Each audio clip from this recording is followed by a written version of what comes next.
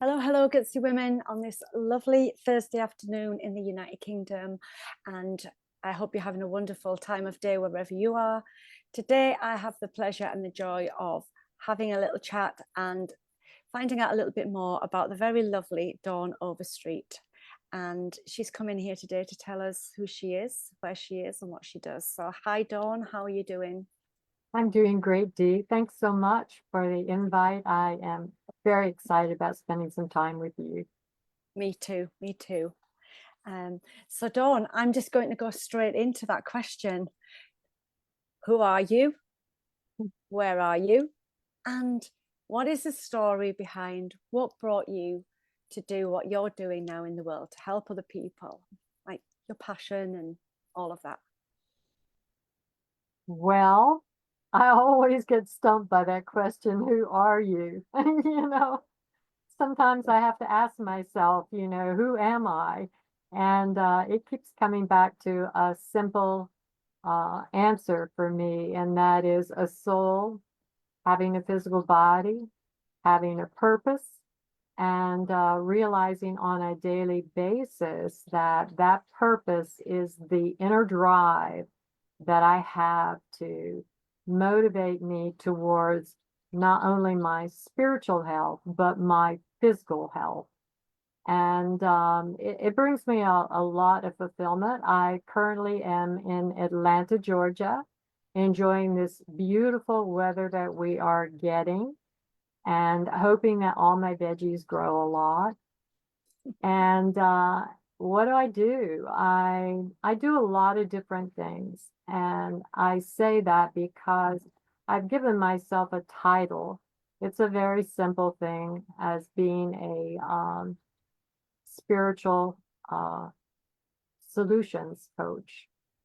And really, Dee, what that means to me is that no matter the involvement, no matter what I commit to do, no matter the decisions I'm making, I'm always looking for the solution for any situation that I may be involved in, or helping other people to find their own solutions for what's going on with them in their life so that they can live a more healthy, spiritual, and physical existence while we're here as little tourists, growing and learning about what in the world and who in the world we are. Mm, that sounds really juicy.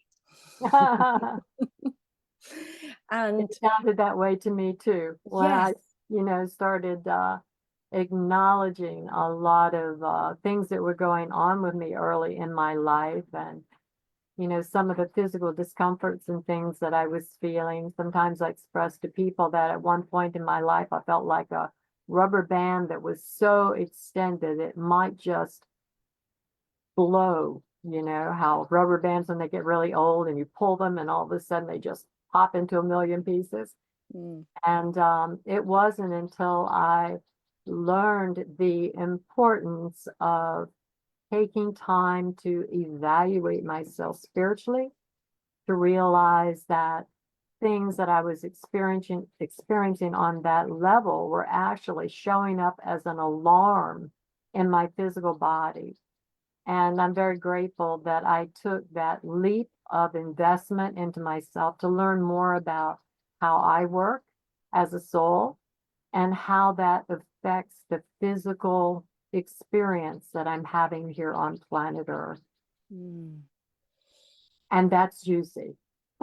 That is juicy, very juicy. Um, so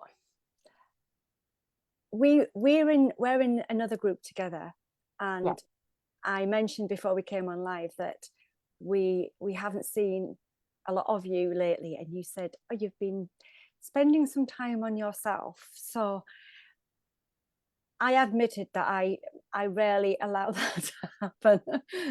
And it's something that I could do with knowing more about. So tell me, what does that look like in your world when you are just making that decision to spend that time on yourself, and why it's so important? Well, I think that this started relatively early in my life, where I felt like, going back to that rubber band again, that my whole life was built around pleasing people. It was a, built around making other people successful. It was built around not coming out front with who I was.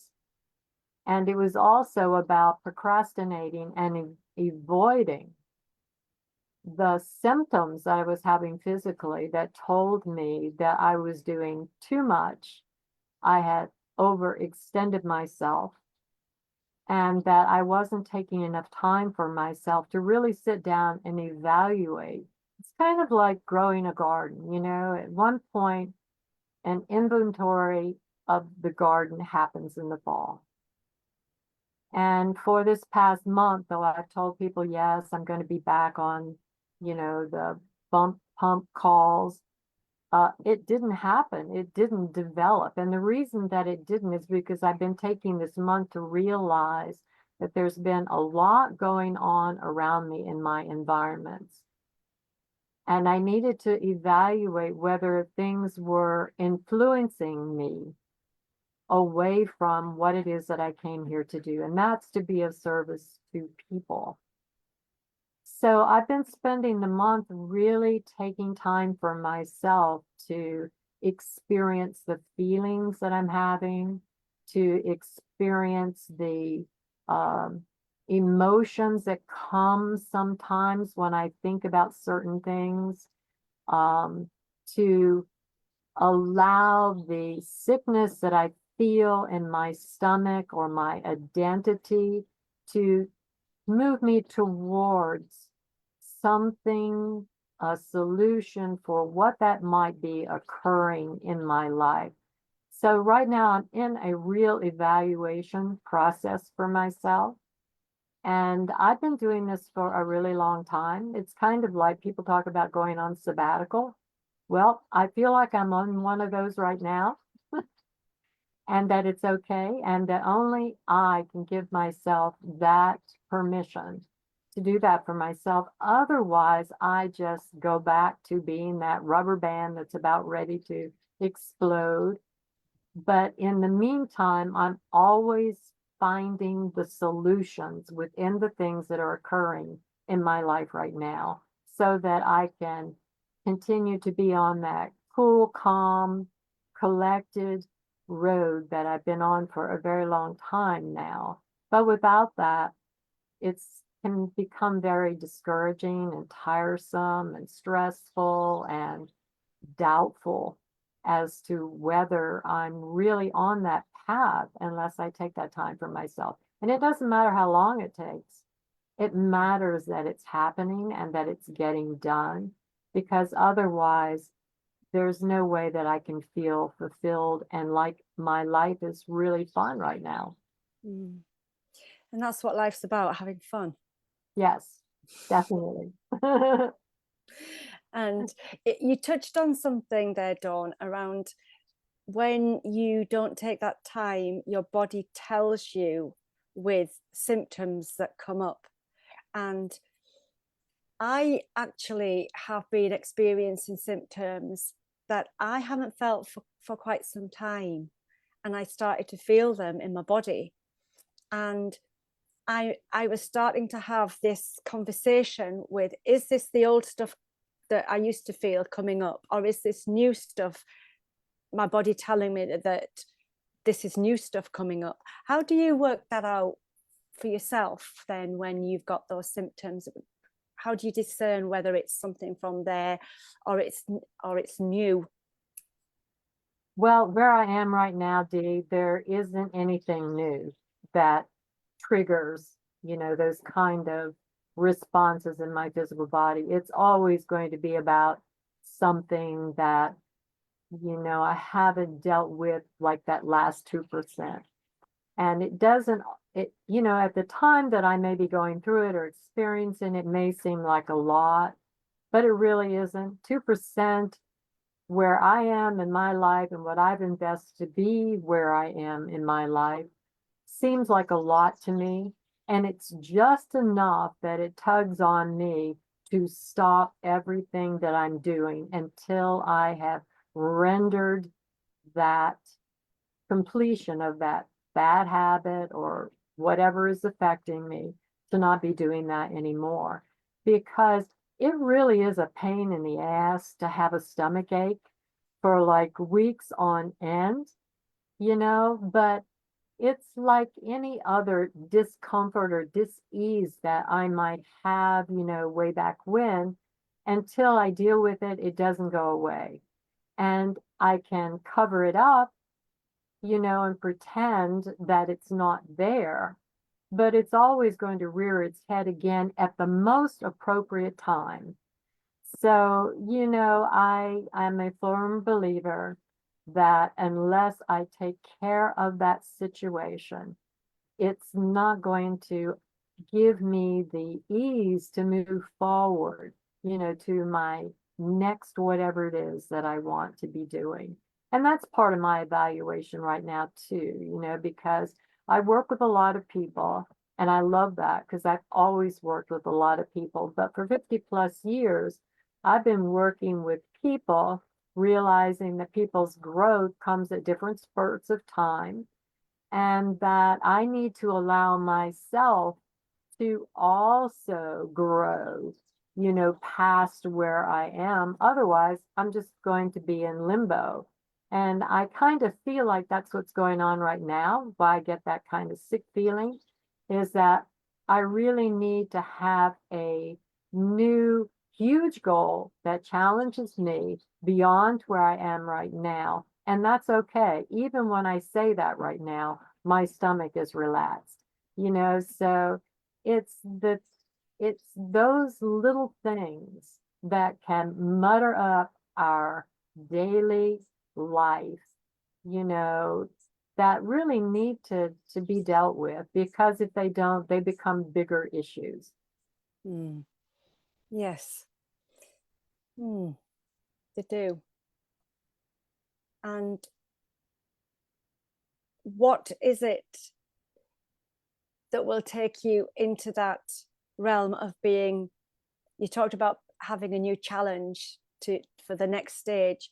It's kind of what's going to take you into being a beginner again at something at this stage in life. I don't think I would ever feel that I was a beginner again, ever in my life. I just see everything that I've ever set for myself to be the next step in the accomplishment of my journey here on planet Earth, because I'm not going to be here forever. No one's going to be here forever. And, when I was very young, I got tired of floundering around and wondering what in the world I was here to do. What I'm finding right now is kind of goes back to what I said before. I'm on sabbatical because I believe the most important thing that I can do for myself is not put pressure on my timing. For I believe that everything unveils itself with a little bit of my help, unveils itself in its own timing. So I'm also learning a lot in this moment about being more patient until it reveals itself to me. Because I feel like I'm a really patient person. And people tell me all the time how patient I am. Well, I am. But am I that patient with myself, honestly, to just let it flow and let it come and let it unfold as it does?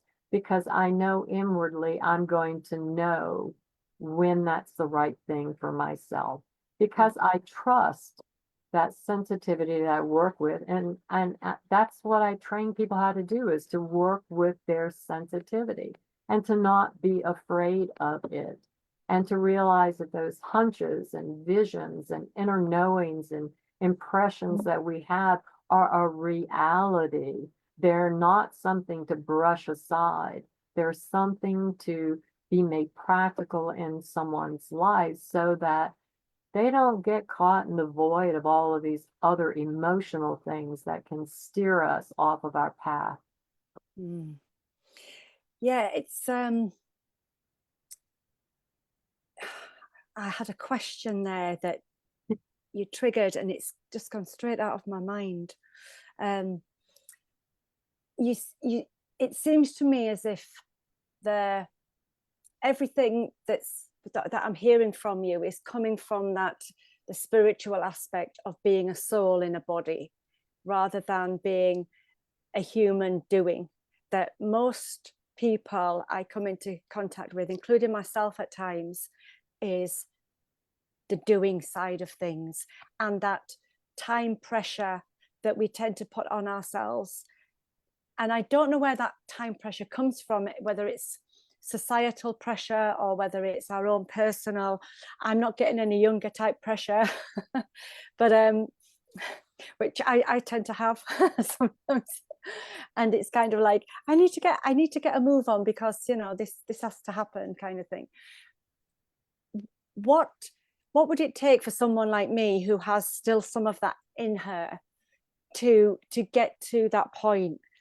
If I came to you as a client, or as somebody that wanted to work with you, what would I need to do, or what would you suggest would be the thing to actually start to get me onto that pathway?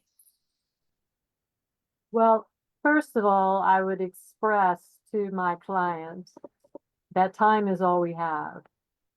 We don't have time to waste, because that's what gets us in trouble.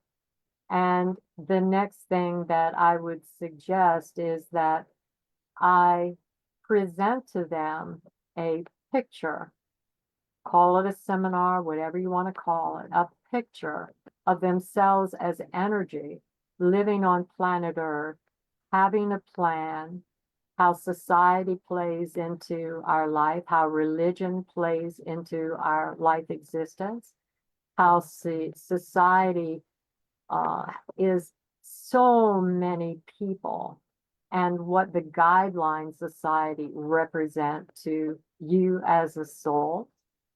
And then, most importantly, the cycles that we go through and what we're experiencing in those cycles. It's like a garden, and helping people to see that really clearly. And then understanding that we're all very unique, with a unique inner communication system that allows us to feel more confident about communicating with ourselves, with that higher source, whatever one calls it, and getting communications back and forth in a very consistent way. And then, of course, being able to recognize what other people need to be communicated to them, because they have a unique way of communicating. And then pulling that all together so that you as a client understand more about energy, how that works for you, how you can be more relaxed, more calm, and more in charge of that energy. And for me, with the many seminars that I've done in over 50 plus years, I've not seen one person walk away without something that they did not know before, or something, some little tip, that could really help them. But for me, Dee, it's all about starting with number one, and that is every client that I work with is extremely unique. They come to see me usually because they do not understand how unique they are and how much they have inside of themselves. It's kind of like me taking off to Cape Breton Island and, living self-sufficiently for 7 years with no electricity, everything built with a chainsaw, water coming off of the mountainside, and all of that, because it was about looking for the additional resources that I did not know that I had within myself. And with that brings such inner strength for an individual. And that's what I do with people, is to help people bring that out within themselves, and then give them tools that can make them use those things in a more practical way, to make better decisions, to avoid the influences that you don't want to think that I'm going to be out of time, or to think that, oh my God, what if I don't finish this in time? Or all of those things that just are mental gymnastics that come into our minds. And our intellect, which is our mind, is only there to help organize what we in our guts, speaking of guts, feel we want to do for ourselves. Kind of like wanting an ice cream cone. Mm-hmm. You know, visually I can see the ice cream cone with all the sprinkles, and you know, it's got to be one of those cones that I love. I forget what they're called, but anyway. And then, you know, I go, wow, this feels really, really good, you know? And then I go, oh, so I'm going to need $1.50, you know, to get this ice cream cone. I'm going to need to walk to the cornerstone store in order to get that ice cream cone that I see in my mind. And then I go, oh my gosh, I feel so good about this. I feel I can do this. And then it goes back to that first vision that I had, and I go, I'm going for this. I'm going for this. So our internal communications are very important to keep us relaxed and out of those doubtful situations or worrying or stressing over, because all we have is time.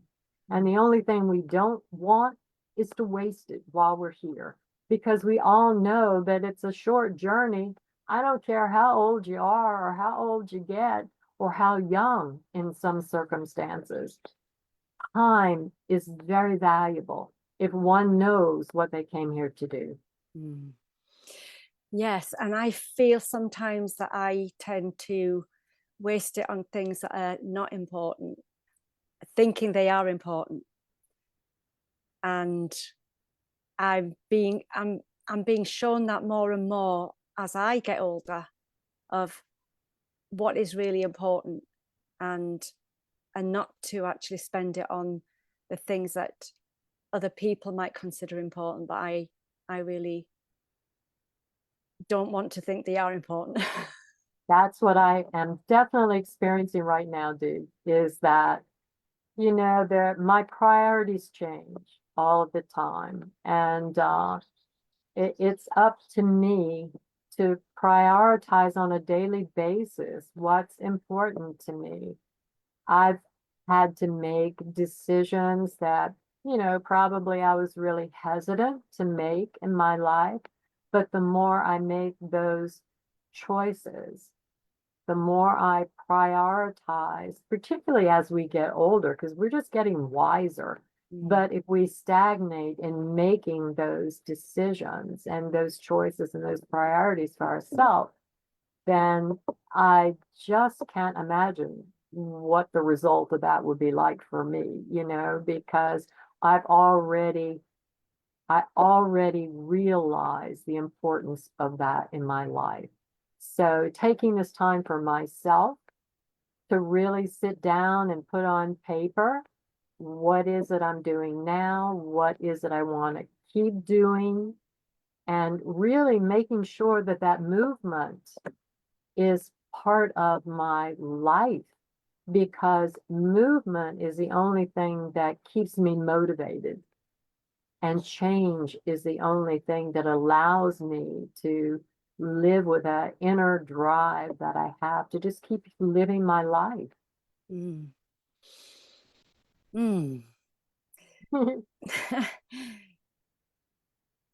I'm loving this conversation. I'm actually loving this conversation. It's that wisdom that comes from having lived a life, that we're on a planet, but there's something more important than that. And I remember you brought something up there that brought back a memory for me when I was at school, and it stuck with me. So, you know, you don't realize how many things that are up there that just pop out when they're needed sometimes.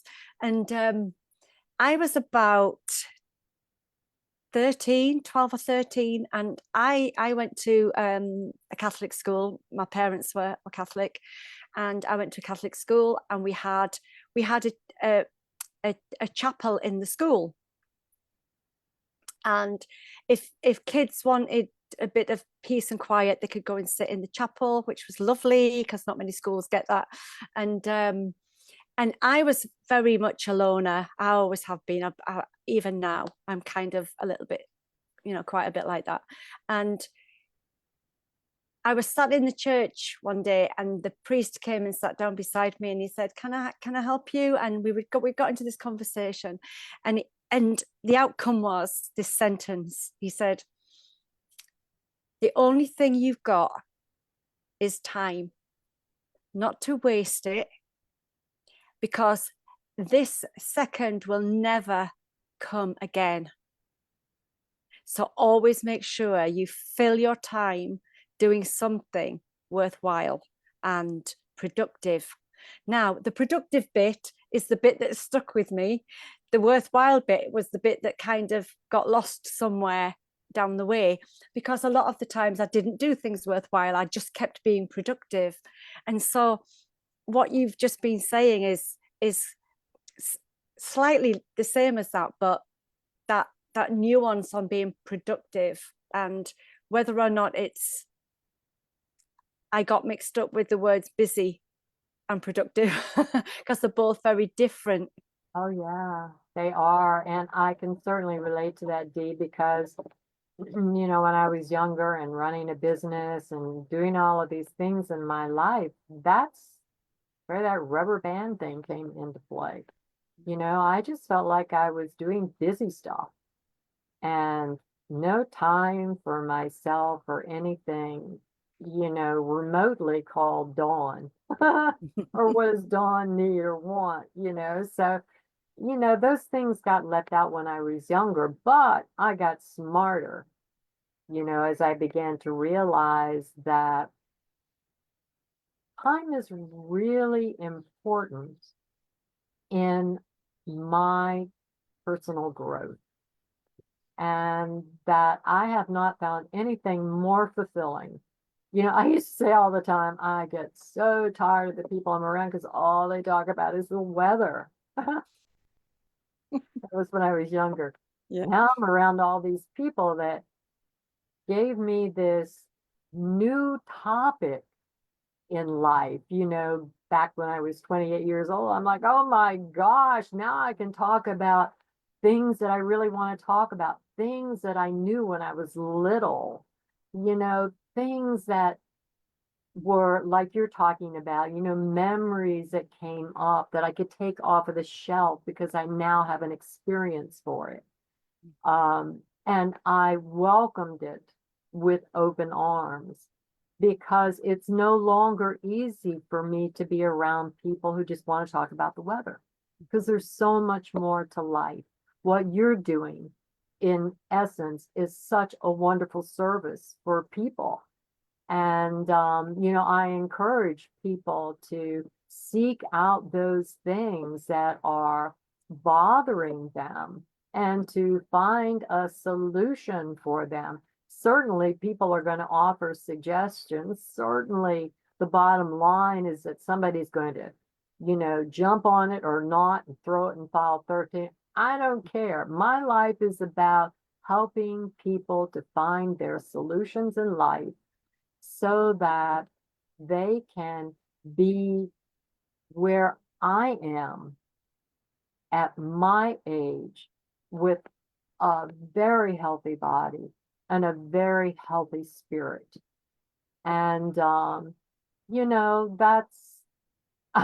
that's been a goal for me since I was like 3 years old, but it's like, I never knew that. I never knew how to express that. And, I'm just doing it little by little. But what you just said is really important, is, am I doing what I really want to be doing? And that's where I am right now. Yes, I am here to be of service and to work with people, but at what capacity? What's my new capacity now that I'm 78 years old, running around like a 40-year-old, and doing all of these wonderful things that I still love doing that I will never give up. What is it? It's going to bring me that next burst of energy, that just propels me to that next level that I'm moving towards right now.